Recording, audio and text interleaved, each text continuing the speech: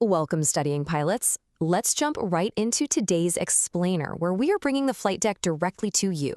We're going to do a structured ground school-style deep dive into the aircraft's auxiliary power unit, or APU. Whether you're gearing up for your initial type rating or just brushing up for a recurrent check ride, mastering the APU is absolutely non-negotiable. I mean, it is literally the lifeblood of the aircraft before those main engines are turning. So let's get into it. Here is exactly how we're going to break this down today. First, a general overview and capabilities. Second, cockpit controls and indications. Third, fuel and electrical supply. Fourth, normal operating procedures. Fifth, FADEC protections and messages. And finally, number 6, the APU fire protection system. All right, Section 1, general overview and capabilities. Let's look at the big picture. So, thinking about the tail cone of the aircraft, you have to remember that the APU isn't just some oversized battery back there. It's a full-fledged gas turbine engine. If you visualize the airflow path, you've got air scooping in through the air inlet door, traveling right through the compressor, mixing with fuel, igniting, and then finally blasting out the back through that APU tail cone silencer. It is, for all intents and purposes, a miniature jet engine whose entire job is to provide electrical and pneumatic power to your aircraft. And speaking of electrical power, here is the very first hard limit you've got to commit to memory. The APU can supply electrical AC power all the way up to 39,000 feet. That means through practically your entire normal flight envelope. If you were to lose an engine generator, this incredibly reliable system in the tail cone is sitting there ready to keep your essential electrical systems powered up.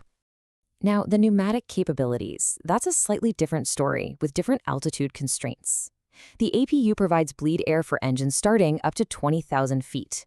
And if you're relying on it for bleed air for air conditioning and pressurization, that ceiling drops even further to 15,000 feet. So the absolute crucial takeaway here is differentiating between these three numbers. Its electrical ceiling of 39,000 feet, its engine start limit of 20,000 feet, and its air conditioning limit of 15,000 feet. Seriously, write those numbers down. Moving on to Section 2, cockpit controls and indications.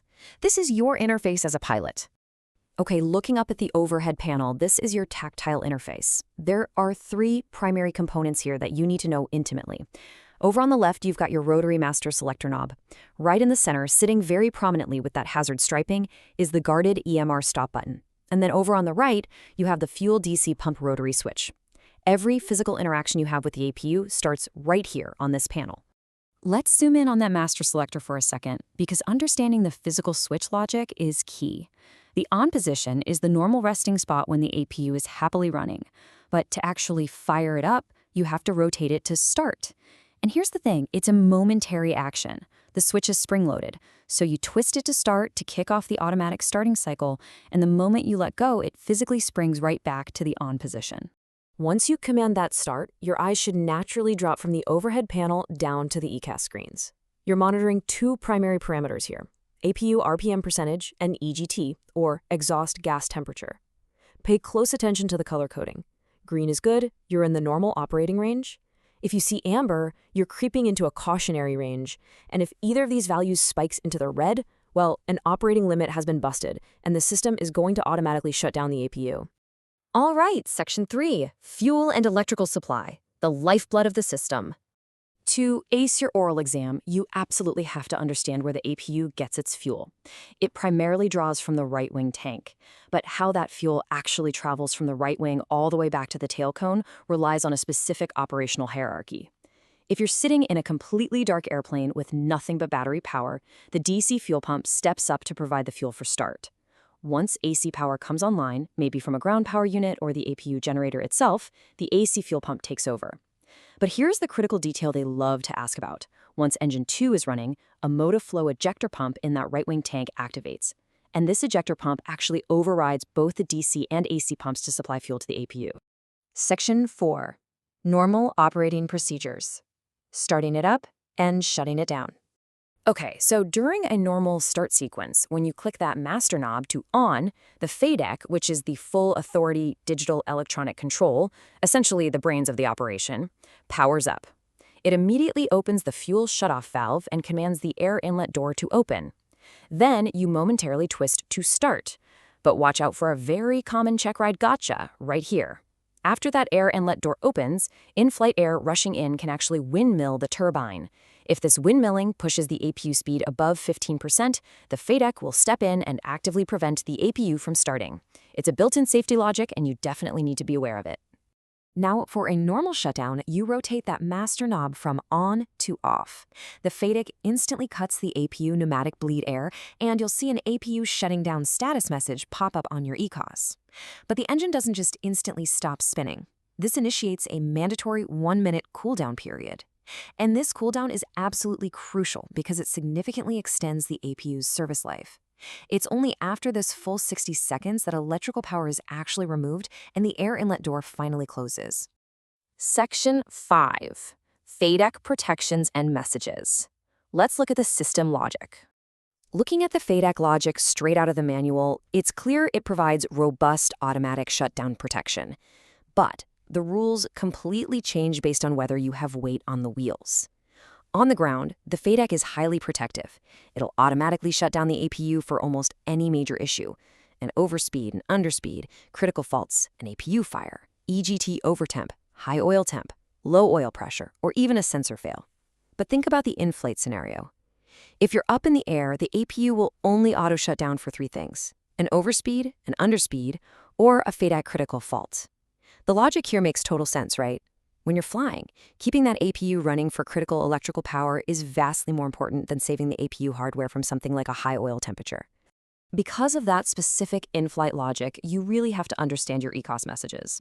If you see an APU fail caution message, an automatic shutdown has indeed occurred. But, and this is a big but, if you see an APU fault caution message, that tells you an anomaly was detected, but the automatic shutdown is currently inhibited because you are in flight.